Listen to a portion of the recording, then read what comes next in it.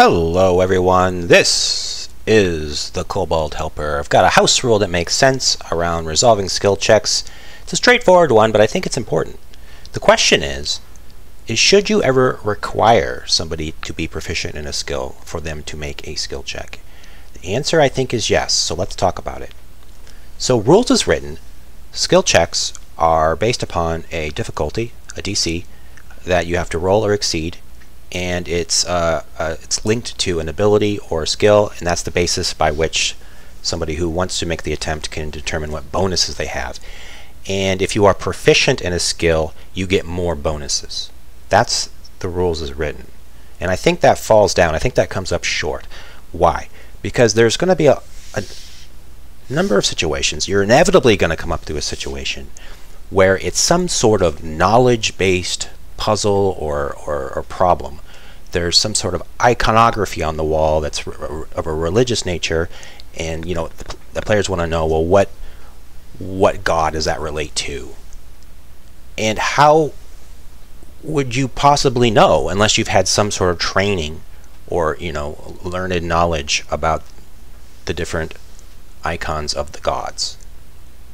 So the problem is you're just going to have some rando barbarian is just going to make a roll. Well, why not? And of course maybe we're going to roll a 20, and it's like, well, this doesn't make any sense. How did you just suddenly know that this is an icon of the god of murder? What?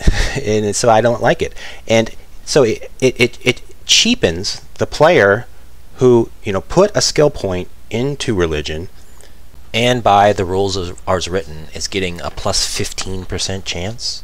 I mean, being proficient should mean more than just a little bit more of a chance. It should be night and day, is I think where this house rule is, in my mind, is coming from. So taking this a step further, you think about something that might be easy for someone who's trained in a certain skill. It's a DC 10 for somebody who has spent a lot of time studying the gods to see that this is the icon of a major known god, where still somebody who is not trained would have no hope. It would be virtually impossible for them to just guess. You could think about it almost like, in real world terms, it's kind of like the calculus question, and like this particular engineering problem, if you are skilled and have trained in calculus, it's straightforward. It's not that hard. It's a DC 10 kind of a problem. But if you haven't learned calculus, you're not going to have any clue how to do it. You're not going to just guess. You're not going to fumble through it. And so this is the kind of thing we're trying to capture, that the rules as written just do not. Now there's definitely one exception, so let's think about that.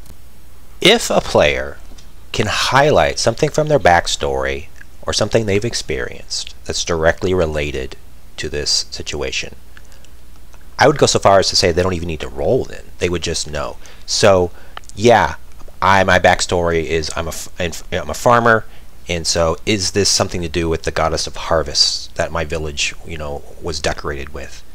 Yes, that's true. Okay, I would reveal that to the player. No roll needed. I fought a cult of the god of murder, and so I became very familiar with the icons of the god of murder. Is this the icon of the god of murder? Yes. Boom. No roll needed. You have experienced this.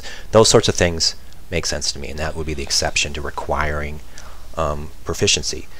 So that's very different than just, well, I'm just going to roll for it because why not? I hope you can see the difference there.